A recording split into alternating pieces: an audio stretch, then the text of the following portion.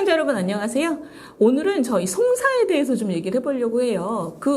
이제 살면서 송사에 휘말리는 일들이 있잖아요.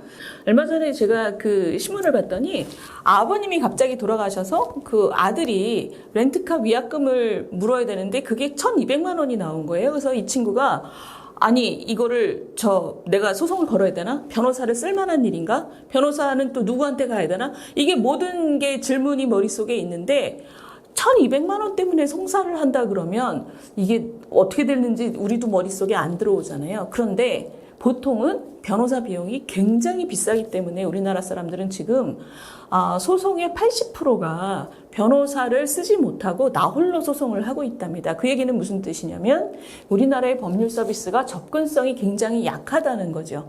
그런 그 문제를 파고들고 그 문제를 해결하기 위해서 최근에 나온 그 인터넷 플랫폼에서 그 젊은 사람들의 기업이 생겼습니다. 그게 뭐냐면 제가 언젠가 한번 소개시켜 드렸는데 로톡. 그래서 그 사이트에 들어가면 저희가 좀 요 화면을 보시면 사이트에 그 들어가서 내가 지금 어떤 분야의 그 사건을 찾고 있다. 그러면 그 관련된 사건에 대한 사례가 쭉 뜨고 그 사건들을 담당한 이제 변호사들이 어떤 사람이 있는지를 내가 찾을 수 있는 거죠.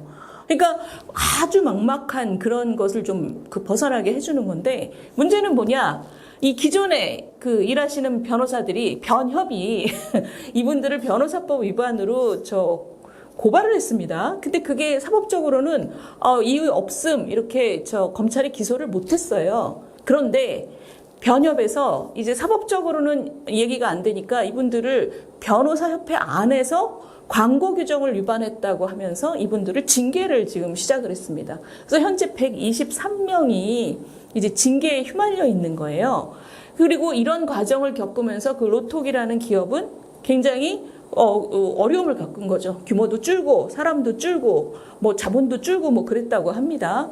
그러니까 이걸 도대체 어떻게 봐야 되냐? 우리 국민들은 법률 서비스가 비싸고 불편하고 너무나 장벽이 높아서 그것을 찾아가기가 굉장히 어려운데 이 문제에 대해서 우리가 이 사실을 어떻게 봐야 되는지를 오늘 전문가를 모시고 말씀을 나눠보겠습니다.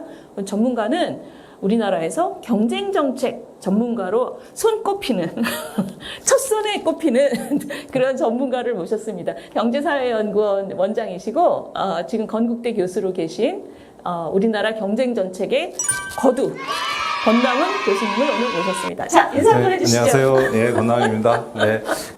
교수님, 오늘 저희가 이 우리나라의 법률 서비스가 장벽이 얼마나 높은지는 우리나라 국민들이 다 느끼고 있거든요. 변호사는 많아졌다고 하지만 국민들은 뭔가 송사 그러면 돈 걱정부터 하는 게 사실이란 말입니다. 이게 돈이 뭐 얼마나 될지도 모르겠고, 그리고 실제로 송사 한두 번 하면 뭐 재산 기둥뿌리가 나간다라는 얘기들도 굉장히 많아요. 근데 지금 그런 진입 장벽을 낮춰주는 이런 서비스가 생겼다는 건 굉장히 사실은 환영할 만한 일이란 말이에요. 그런데 그 변호사협회에서 이거를 징계를 하겠다고 그러고 계속 영업을 못하게 방해를 하고 있어요. 이런 상황을 어떻게 보세요? 네, 저도 이제 경제학자고 경쟁 정책을 연구하는 입장에서는 분명히 문제가 있는 그런 상황이라고 봅니다. 제일 항상 이제 문제가 되는 것이 어떤 그 서비스가 이게 효용이 닿느냐 안 닿느냐에서 이제 제일 중요한 점 중에 하나는 소비자에게 혜택을 줄 수 있느냐라는 거거든요. 근데 이 경우에 가장 큰 혜택은 아무래도 정보의 비대칭성이라고 우리가 부르는 어떤 내용인지 지금 다 말씀하셨잖아요. 그러니까 돈이 얼마나 드는지 어떤 내용인지 모르고 이제 그런 부분들인데요. 이런 부분들을 분명히 해소해주는 그런 역할을 하는 거고요.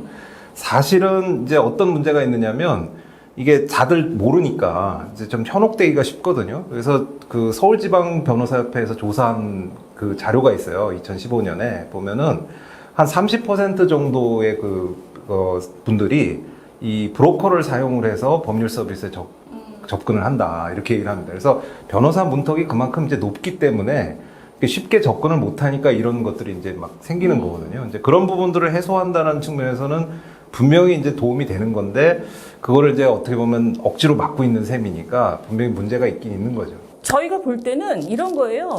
소비자 편익도 증가하고, 그다음에 아직 기반이 없는 젊은 변호사들도 고객을 쉽게 만날 수 있는데 이것을 기반이 확실한 기존의 변호사들이 완전 쳐내고 있는 굉장히 우스꽝스러운 모양이거든요. 근데 이게 그것을 막아내려고 하는 기존 변호사들, 다시 말하면 변협의 논리가 있을 거 아니에요. 그 논리가 뭐죠? 이게 왜 필요하다라고 배울 만큼 배운 변호사들이 지금 얘기를 하는 명분이 뭐죠?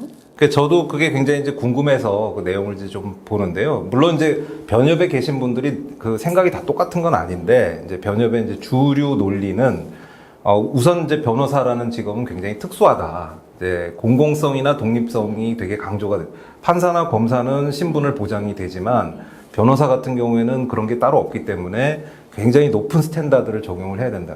근데 사실 그런 얘기는 뭐 다른 직업에도 어느 정도는 통용이 되는 거라서 그것만으로는 충분치 않은데, 이분들이 약간 트라우마 같은 게 있습니다. 그러니까 오랜 예전부터 어떤 이 변호사분들이 변호를 하는 분들이지 사업을 하는 분들은 아니잖아요. 그러다 보니까 사건을 수임하고 이럴 때 이제 브로커들이 이제 나서서 브로커들이 사건을 물어오고 그거를 이제 돈을 떼고 그 다음에 이제 그 변호사들을 이제 일을 시켜서 변호를 하는 이제 그런 상황이 되면, 물론 그렇게 해도 변호가 잘 되면 괜찮은데 어느 순간 변호사의 독립성이 사라지고 그런 이제 자본에 종속된다라는 그런 말을 이제 쓰죠. 근데 이제 그런 알선 사무장들의 횡포가 굉장히 커질 그런 우려가 있다. 그래서 지금은 이 서비스가, 로톡의 서비스가 그냥 단순 광고지만 결국은 나중에 가면 변호사의 이름은 줄어들고 로톡의 이름이 커지면서 결국 그런 똑같은 상황이 올 것이다. 이런 우려들을 많이 하시더라고요.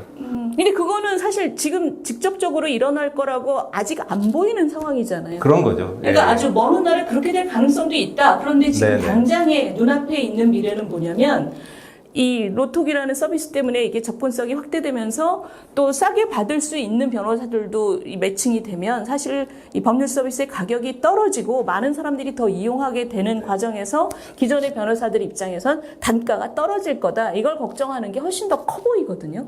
그래서 이제 그 신규 변호사들이랑 이제 기존 변호사들이랑 좀 입장이 좀 다른 면이 분명히 있습니다. 그래서 기존 변호사님 어느 직장이나 다 마찬가지인데 그동안 이제 일거원 그런 그 사업 모델이 있잖아요. 그래서 그걸로 이제 어느 정도 위치에 올라가서 돈도 벌고 그러고 있는데, 이런 로톡 같은 서비스가 들어와서 일거에 그게 혹시 무너지지는 않을까, 이런 걱정이 분명히 숨어 있다고 저는 보고 있습니다. 그런데 지금 이런 리갈테크라고 하거든요. 이거를 이제 인터넷 기반으로 해서 법률 서비스의 접근성을 확대하는 게, 전 세계에서 이 리갈테크 기업이 한 7,000개 굉장히 많이 지금 성행하고 있다고 하고, 우리가 사실 일본보다는 우리가 좀 혁신적이야 이런 느낌을 갖고 있는데 일본에서는 이미 이게 해결이 됐다고 해요. 벤고시닷컴이라고 굉장히 그 인터넷에서 이 변호사하고 소비자를 매칭시켜주는 이런 서비스가 성업중이라고 합니다.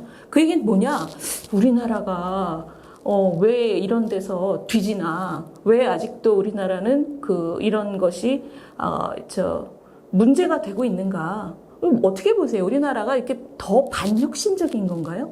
그러니까 사실 여러 가지 이유가 있는데, 우리나라 사람들이 특별히 뭐 혁신에 더 저항적이거나 이렇다기보다는, 그러니까 그만큼 좀 비빌 만한 구석이 더 있다고 해야 되나요? 그래서 우선 여러 가지 이제 이유가 있는데, 우선 규제 체제 자체가 우리가 이제 대륙법을 따른다 이런 말을 쓰는데, 포지티브 규제라고 그래서 이런 것만 가능하고 나머지는 다 안 된다 이런 식으로 돼 있거든요. 그러니까 새로운 서비스가 나오면 일단은 안 되는 거에 들어가는 거예요. 그래서 그거를 누가 바꿔주지 않는 한 이게 이제 하기가 힘든 그런 부분이 하나가 있고요. 그 다음 이제 두 번째로는 이제 이 로톡 케이스에 조금 더 국한돼서 이제 말씀을 드리자면, 법적으로 만약 이게 누가 옳고 그르고 이런 거를 이제 판결을 내면, 이제 미국이나 이런 데 법률을 보면은 나중에 이제 잘못 소송을 내거나 그러면 후환이 굉장히 두렵거든요. 나중에 엄청난 손해배상을 해야 되고, 그래서 이 처음부터 이게 확실하게 이길 만한 것만 이게 다툼이 생기는 그런 부분이 있는데, 우리는 일단 소송부터 제기해서 끝까지 한번 가보자. 약간 그런 거가 있어서, 이 경우에도 소송의 결과 이게 고소를 고발을 한 것이 결과가 나와도 그게 그 자리에서 해결이 안 되고 계속 시간이 끌어지는 그런 측면이 있고요. 제일 중요한 거는 이게 정부의 의지라고 저는 생각을 합니다. 정책적으로 결국은 우리가 가야 할 미래 방향이 뭐냐라는 게 이제 정해지면 그거에 맞춰서 정책 방향도 정하고 새로 규제도 만들고 문제점은 해결하고 이러고 가야 되는데 그런 부분이 그동안 좀 많이 부족하지 않았나. 그게 이제 제일 결정적인 원인이라고 생각이 됩니다. 그러니까 정부가 지금 이 신산업, 혁신, 동력 이런 게 우리나라가 어마어마하게 절박한 상황에서 이런 방향으로 가겠다는 걸 분명하게 하고 네. 거기에 그 방향을 향해서 모든 걸 조절해 가야 되는데 그런 노력이 약하다. 예, 예전에 우리가 그 타다 케이스에서도 그렇죠. 봤지만, 그러니까 결국은 우리나라에도 우버나 그런 타다 같은 서비스가 있어야 된다라고 생각을 했다면 그 방향을 정해놓고 그 방향으로 갈 수 있는 최선의 방향을 찾아 나가야 되는데 그거보다는 어떤 그 분쟁이나 싸움을 어떻게 하면 없애고 그냥 적당히 이렇게 넘어갈까 이렇게 이제 생각을 하게 되는 그게 이제 결국 정부의 역할인데요. 이 경우에도 결국 리걸 테크라는 게 국민들에게 꼭 필요한 거라고 생각하면 어려움이 있어도 그걸 넘어가서 그걸 결국 해결하는 방향을 찾아가야 되는데 그런 노력이 좀 부족했다고 볼 수 있는 거죠. 그런데 우리가 보통 정책을 할 때 이게 필요한 정책이면 그 정부가 열심히 추진하는데 그게 안 되는 경우가 어떤 경우냐면 그런 혁신을 통해서 피해받는 사람이 우리나라에서 약자들일 때 그럴 때는 정부가 이제 그 여러 가지를 고려를 해야 되는 게 맞죠. 근데 이 경우는 지금 반대하는 사람들이 우리나라에서 취약계층이다, 약자다, 경제적 약자다 보기는 굉장히 어려워요. 우리나라에서 가장 소득 수준이 높은 계층이고 어떤 일이 벌어져도 별로 그렇게 이거 아니면 뭐 먹고 살 길이 없는 그런 사람이 절대 아니에요. 그러니까 센 사람들이죠. 그럼에도 불구하고 정부가 이것을 좀 그립을 확실하게 가지고 이 사람들하고 소통을 하면서 조금만 양보해라, 우리 사회가 이렇게 가야 된다 이렇게 얘기하는 게 맞을 것 같은데 이때까지 그런 것을 평가를 하자면 어떠세요? 그러니까 그 사실은 그 이분들이 이제 약자가 아니기 때문에 이제 더 어려운 측면이 있긴 있습니다. 예, 그런데 결국은 논리를 가지고 설득을 하고 대안을 마련해서 제시를 하고 이런 노력이 이제 필요한 건데요. 이제 미국이나 일본 사례를 봐도 그냥 아무 분쟁 없이 바로 해결된 게 아니라 몇 년에 걸쳐서 계속 논의를 하고 싸우고 뭐 이런 과정에서 결국은 문제가 해결이 됐거든요. 이제 우리는 그런데 이제 그런 경우는 다 방향성이 있기 때문에 결국 해결이 됐다고 생각을 하고, 이제 우리 같은 경우에는 그런 방향성이 충분히 이 정부가 그걸 그 인도해 나가는데 좀 부족함이 있지 않았느냐, 이렇게 생각이 드는 거죠. 근데 이제 제 의견은 이게 지금 논리적으로 뭔가 설득한다는 것보다는 사실 이게 이런 그 대상을 둘러싼 사회적인 압력이 굉장히 중요한 거거든요. 그러니까 논리적으로 설득하는 대상이 꼭 그 변호사들뿐만 아니라 변호사를 포함한 사회 전반의 공감대를 정부가 뚜렷한 방향성을 가지고 이거를 일으켜야 되는데 그런 면에서 사실 그걸 못하고 있는 거죠. 지금 그러니까 변호사들이 믿는 구석이 있으니까 지금 이렇게 상황을 질질 끌고 사람을 못 살게 구는 그러니까 이게 이제 이 로톡 같은 경우에도 좀 더 다른 전문 단체들도 다 문제인데, 그러니까 이런 이슈들이 계속 있는데 로톡의 경우에 특히 불거진 이유가 어떻게 보면은 법적인 독립성, 그러니까 좋은 취지로 만들어둔 제도 때문에 생긴 문제이기도 해요. 왜냐하면 변호사법이 이제 있으면서 그 변호사법이 한 90년대 이제 개정이 되면서 많은 부분을 이 대한변협에다가 권한 위임을 했습니다. 근데 이제 그 광고도 거기에 하나에 포함이 되겠고요.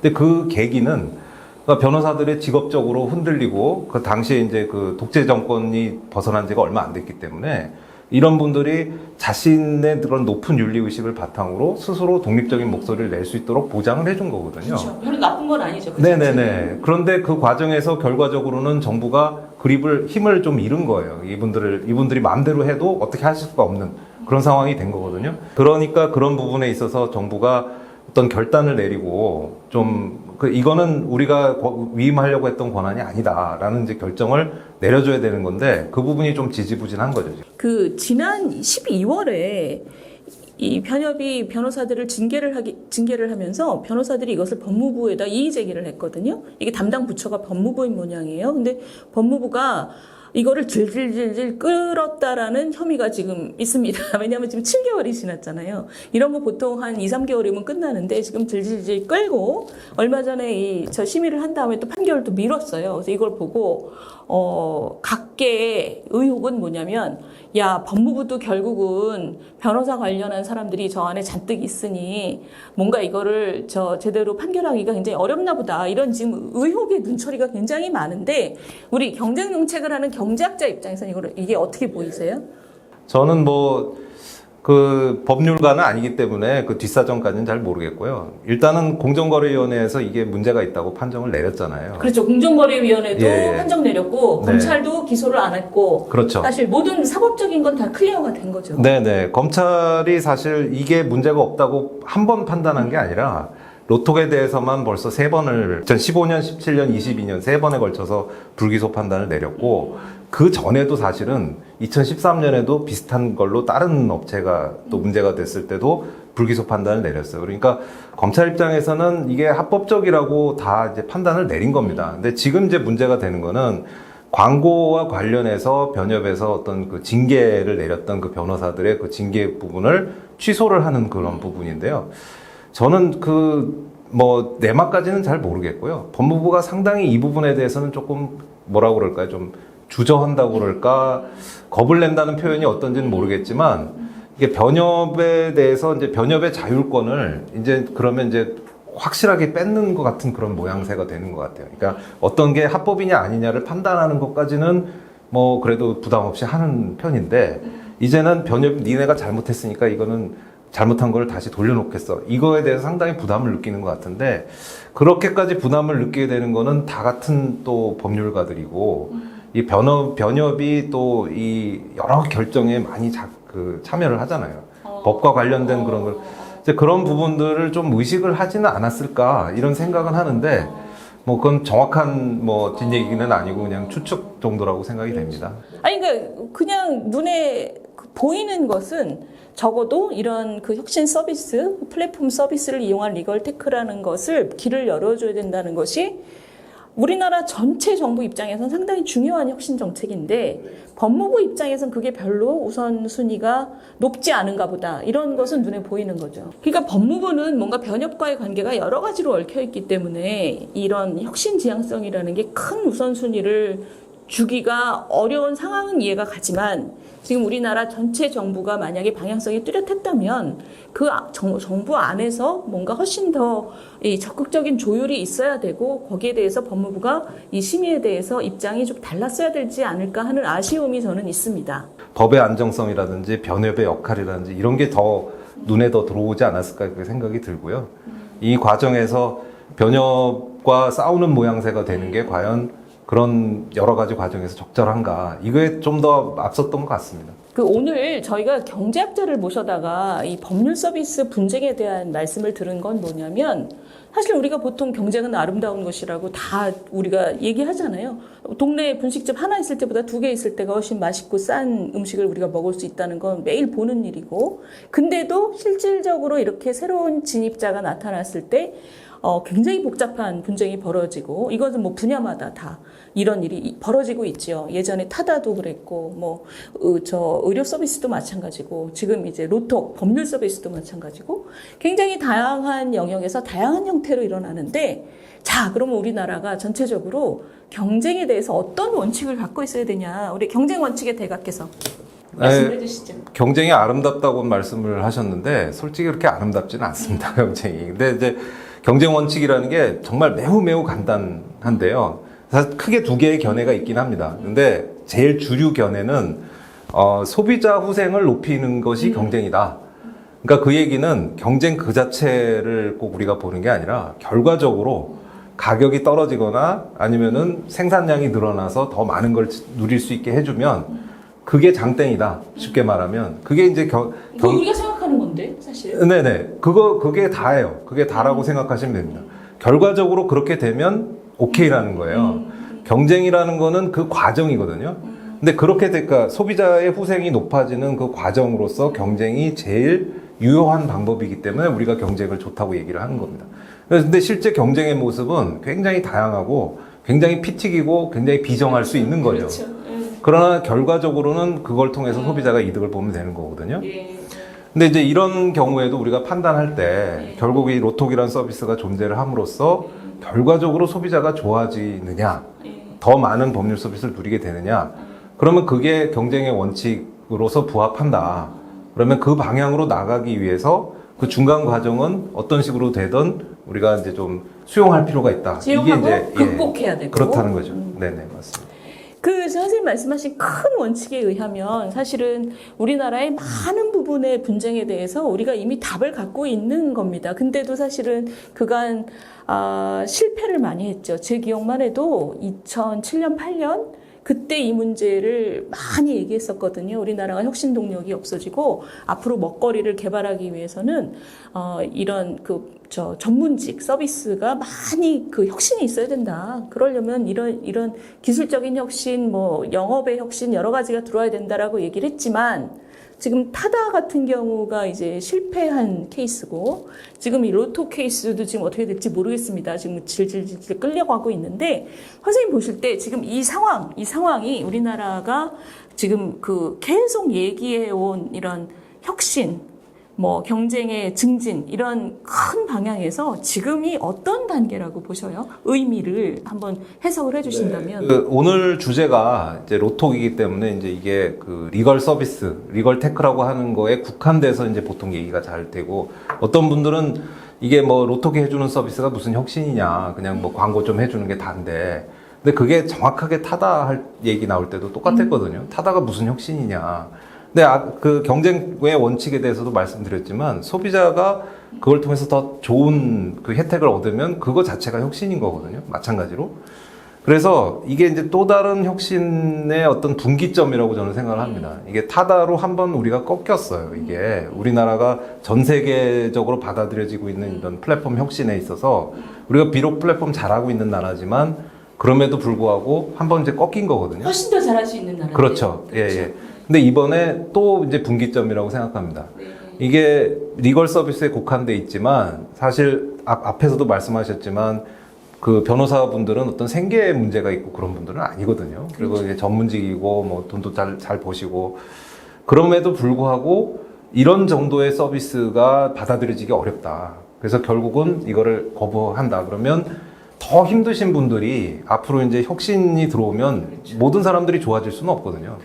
그러니까 피해를 보는 분들이 당연히 생기는데 그런 분들을 잘 보듬어 안으면서 그럼에도 더 나은 방향으로 가야 되는데 어떻게 설득을 할 거냐 이거죠. 피해를 보는 분들한테. 이제 그런 문제가 있고 더 나아가서 이런 것들이 다 서비스 분야들이거든요. 법률, 의료, 뭐 세무, 뭐 부동산 이런 게 전부 서비스 분야고 전부 이런 문제가 걸려 있습니다.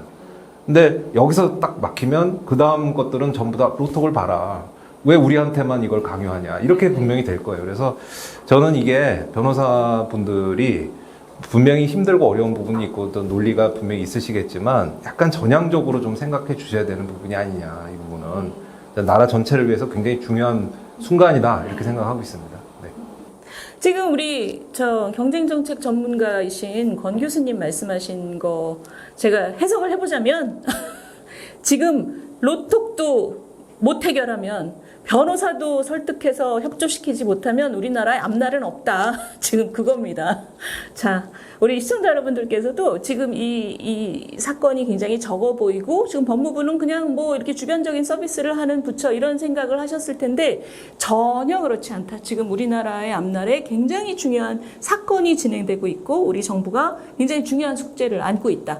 그거를 인지하시고 같이 여기에 대해서 관심을 많이 가져주시면 좋을 것 같아요. 오늘 경쟁정책이란 무엇인가 너무나 깨끗하게 명확하게 내용도 알려주시고 미래에 대해서도 의견을 주신 우리 권 교수님 너무 감사합니다. 감사합니다. 감사합니다.